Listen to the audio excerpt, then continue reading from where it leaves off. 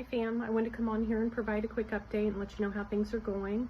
I completed cycle 10 of chemo with no issues with the port, thank goodness. So I only have 2 more cycles of chemo. That would be 11 and 12. And then there's going to be a scan. Fingers crossed and prayers, please. Positive vibes. Everything goes okay with that. I know I will see the surgeon and then hopefully get a surgery date. I was told that 4 weeks after the last chemo before they can do the surgery, so that would be, I'm guessing, around the 1st of October. When I know more, I'll let you know. So no major issues with cycle 10, which was good. Just a little bit of the cold sensations, just generally didn't feel well. I got my hair up because it's kind of hot here. So yeah, I gotta love it. It's still hot and humid all summer long here. So I've had my hair up most of the time. How have I been doing emotionally? Well, I've been feeling better the last couple of days.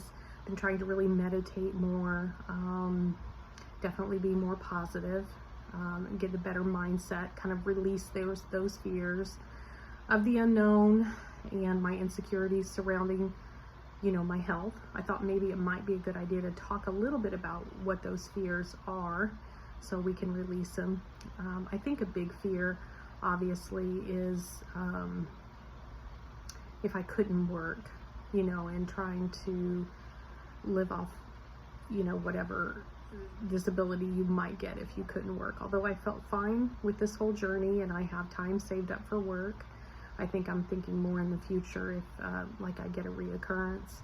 I think a reoccurrence is another big fear. Of course I worry about, leaving my family and my sons, and I don't want to do that. I'm just not ready yet to go. I'm 53, but ultimately we don't get to choose that. Only the universe and God knows when we're done here. So I have kind of navigated a little bit of that, just trying to definitely keep my mind occupied when I start feeling that way. Either meditate, do some stretches, or get up and do something, which was some advice that I had gotten from friends, which I think is really good advice. I'm also reading a book that might help, and trying to really kind of enjoy my life a little bit more.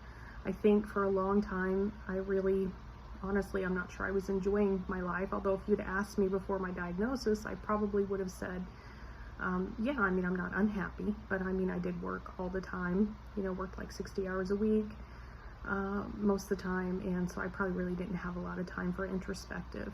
And I was very busy, just keeping things up around the house, making dinner for the family, things like that. So I didn't have a lot of time for introspective like I've had the last 5 months. I've had a lot more time. I think that I've really thought about when I asked you the cure, I asked kind of like, what do you think the cure, someone had made a comment like on one of the YouTube videos, a survivor had said the cure is within. And I've kind of pondered that a lot, thinking, what did that mean? And I know I talked about that a little bit in my last video. And a lot of the survivors that you watch, which are very encouraging, pancreatic cancer survivors, they all seem to have kind of the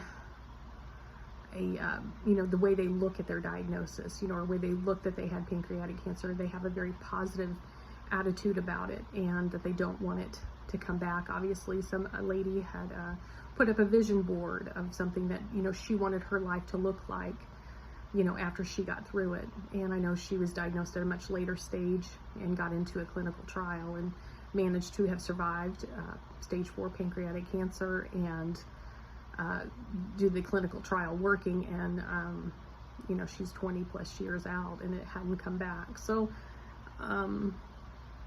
although being a nurse, sometimes you look at statistics and you look at that, and it's so easy to get caught up in the statistical aspect of it, but there's quite a few survivors out there, and they all seem to say, I wasn't ready to go. I was like, hey, I've got this cancer, I'm gonna, I'm just trying to, they're gonna take care of it, and I'm gonna be okay, I'm gonna be better. So I think, when the one lady had made the comment, the cure is within, I think that means having like a very positive attitude on cancer. And I mean, research does show people do very well if they have a positive attitude, but I think they were very future oriented. So I'm thinking the cure within, what comes from within, what the lady was referring to is your outlook on the cancer itself and what you want to see, and envisioning a life after your cancer diagnosis. And I think living life to the fullest. Definitely that's one aspect of it. I reached out to PanCam and asked for some sponsors who have survived this. They gave me a list of 3 people. Some of them, obviously, they were back in 2009, 2010, so that was very encouraging. I believe they did all have the Whipple, I'm sure, which was part of it. And so I'll probably reach out to them just to kind of hear their story and talk to them, one of them, and talk to them a little bit about that. There is a cancer vaccine that I really would like to get, but it's still in clinical, it's in the clinical phase 2, and there's only a few hospitals doing it. But I had called, I think it's Kettering Memorial, is that what the name of it is? And to see if I would qualify for it. Unfortunately, I do not. What they do is they take your actual, blood, and then it gets sent to Germany, and they make a vaccine. And the vaccine is supposed to boost your immune system to recognize any cancer cells and destroy them. But unfortunately, I didn't qualify because you have to not have started chemo first. You have to be at you have to get the surgery and the treatment at their facility. And they do the Whipple first. So my oncologist, when I had talked to him about it, was a little surprised by that, because he's like, everyone does chemo first. But I reached out to them, and I don't qualify. So there is a vaccine in Japan. Of course, it's $100,000. And I'm not 100% sure it's the same type that I'm talking about. That's clinical phase, the one that's here in phase 2. Yeah, $100,000. I don't know. There was a gentleman on YouTube who shared a survivor story that did go to Japan and get that. I think he was an attorney. So if any of you all have $100,000, let me know. And definitely, yeah, and I'll go to Japan and I'll get that. But I'm trying to find some trials. The lady from PanCam had sent me a trial that perhaps I might qualify for. This particular one was where they did immunotherapy after you had the Whipple at the surgical site, and they would try to, I'm trying to think how this goes, to prevent reoccurrence, obviously, but they've been doing this for 5 or 6 years, and it's still in phase 1, and unfortunately it's in Houston. So I'll just ask them for a little bit more information on that. I think I'll send an email and ask for a little bit more information, but I mean, I think it's a 5-6 week thing. I don't know if you have to be down there the whole time. So I'll let you guys know when I find out more and research it a little bit more and find out about it. So that's where I'm at right now.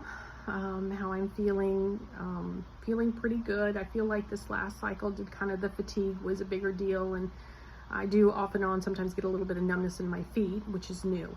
I haven't had that before. But I'm hanging in there, fam.